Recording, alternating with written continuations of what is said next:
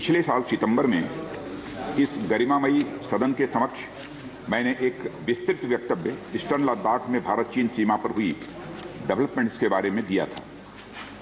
मैंने यह बताया था कि चीन द्वारा पिछले वर्ष अप्रैल मई 2020 के दौरान ईस्टर्न लद्दाख की सीमा के समीप भारी संख्या में शस्त्र बल तथा गोला बारूद आदि इकट्ठा कर लिया गया था। चीन द्वारा येलेसी के आसपास कई बार ट्रांसग्रेशन का भी प्रयास किया गया था। हमारी सशस्त्र सेनाओं ने उन सभी प्रयासों के दृष्टिगत उपयुक्त जवाबी कार्रवाई की थी। राष्ट्र के साथ इस सदन ने भी उन वीर भारतीय सैनिकों को श्रद्धांजलि दी थी जिन्होंने भारत की सीमा की रक्षा करते हुए अपना बलिदान दिया था।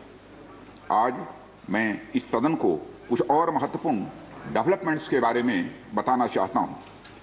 सभापति महोदय, पिछले वर्ष सितंबर से दोनों पक्षों ने एक दूसरे के साथ मिलिट्री और डिप्लोमेटिक चैनल्स द्वारा संवाद स्थापित कर रखा है। हमारा यह लक्ष्य है कि येलेसी पर डिसएंगेजमेंट तथा यथास्थिति हो जाए ताकि पीस एंड ट्रैंक्विलिटी पुनः स्थापित हो सके। मैं संक्षेप में वहां की ग्राउंड सिचुएशन के बारे में सदन को दोबारा अवगत कराना चाहता हूं। सदन को ज्ञात है कि चीन ने अनधिकृत तरीके से लद्दाख केंद्र शासित प्रदेश के लगभग 38,000 वर्ग किलोमीटर पर 1962 के संघर्ष के समय से कब्जा बना लिया है। इसके अतिरिक्त पाकिस्तान ने अनधिकृत तरीके से पाक ऑक्युपाइड कश्मीर में भारत की लगभग 5,180 वर्ग किलोमीटर भूमि तथा कथित सीनो पाकिस्तान बाउंड्री एग्रीमेंट 1963 के तहत चीन को दे दिया है।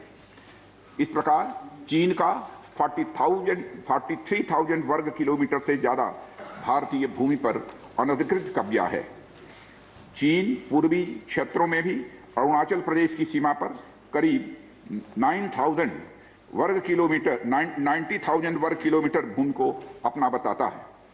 भारत ने इन अनजस्टिफाइड क्लेम्स तथा अनधिकृत कब्जे को कभी भी स्वीकार नहीं किया है।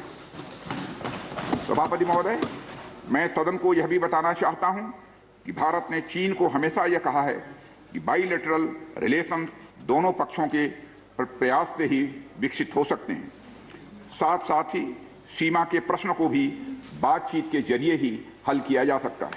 परंतु येलेसी पर पीस एंड ट्रैंक्विलिटी में किसी प्रकार की प्रतिकूल स्थिति का हमारी बाइलेटरल टाइज पर बुरा असर पड़ता है। इससे चीन भी अच्छी तरह अवगत है। कई हाई लेवल ज्वाइंट स्टेटमेंट में भी यह जिक्र किया गया है कि येलेसी तथा सीमाओं पर पीस एंड ट्रैंक्विलिटी कायम रखना बाइलेटरल रिलेशन के लिए यह अत्यंत आवश्यक है। सभापति महोदय, पिछले वर्ष से चीन के द्वारा उठाए गए कदमों के कारण पीस एंड ट्रैंक्विलिटी पर प्रतिकूल असर पड़ा है। इसके फलस्वरूप चीन और भारत के संबंधों पर भी प्रभाव पड़ा है। उच्च स्तर पर चीन के साथ कई बार बातचीत के दौरान, जिसमें मेरे द्वारा चीनी रक्षा मंत्री के साथ पिछले सितंबर की बैठक और मेरे सहयोगी विदेश मंत्री श्री जयशंकर जी की चीनी विदेश मंत्री के साथ तथा हमारे एनएसए श्री अजीत जी डोभाल की अपने चीनी काउंटर पार्ट के साथ बातचीत शामिल है। हमने स्पष्ट कर दिया है सभापति महोदय कि यह अत्यंत आवश्यक है कि येलेसी के सभी फ्रिक्शन पॉइंट पर डिसएंगेजमेंट किया जाए ताकि पीस एंड ट्रैंक्विलिटी पुनः स्थापित हो सके। सभापति महोदय, पिछले वर्ष मैंने इस सदन को अवगत कराया था येलेसी के आसपास ईस्टर्न लद्दाख में कई फ्रिक्शन एरियाज बन गए हैं। चीन ने बड़ी संख्या में सेना एवं गोला बारूद आदि भी येलेसी के आसपास तथा उसके पीछे अपने क्षेत्रों में इकट्ठा कर लिया है। हमारे सशस्त्र सेनाओं द्वारा भी भारत की सुरक्षा की दृष्टि से एडिक्वेट तथा इफेक्टिव काउंटर डिप्लॉयमेंट भी किए गए हैं। मुझे यह बताते हुए सभापति महोदय गर्व महसूस हो रहा है कि भारतीय सेनाओं ने इन सभी चुनौतियों का डटकर सामना किया है सभापति महोदय, तथा अपने शौर्य एवं बहादुरी का परिचय पेंगांग त्सो के साउथ एवं नॉर्थ बैंक पर दिया है।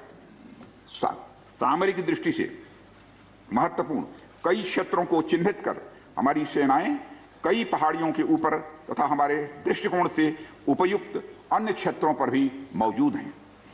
भारतीय सेनाएं अत्यंत बहादुरी से लद्दाख की ऊंची दुर्गम पहाड़ियों तथा कई मीटर बर्फ के बीच में भी सीमाओं की रक्षा करते हुए अडिग हैं और इसी कारण हमारा एज बना हुआ है। सभापति महोदय, हमारी सेनाओं ने इस बार भी यह साबित करके दिखाया है कि भारत की संप्रभुता एवं अखंडता की रक्षा करने में वे सदैव हर चुनौती से लड़ने के लिए तत्पर हैं और अनवरत कर रहे हैं।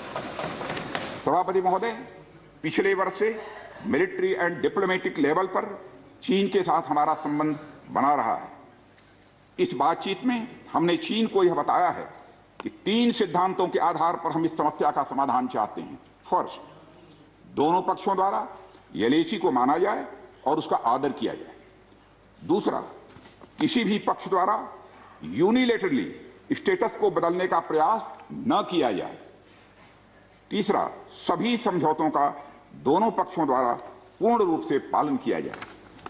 सभापति महोदय, फ्रिक्शन क्षेत्रों में डिसएंगेजमेंट के लिए भारत का यह मत है कि 2020 की फॉरवर्ड डिप्लॉयमेंट जो एक दूसरे के बहुत नजदीक हैं वे दूर हो जाएं और दोनों सेनाएं वापस अपनी अपनी स्थायी एवं मान्य चौकियों पर वापस लौट जाएं। सभापति महोदय, बातचीत के लिए हमारी स्ट्रेटेजी तथा अप्रोच माननीय प्रधानमंत्री जी के इस दिशा निर्देश पर आधारित है कि हम अपनी 1 इंच जमीन भी किसी और को नहीं लेने देंगे। हमारे दृढ़ संकल्प का ही यह फल है कि हम समझौते की स्थिति पर पहुंच गए हैं।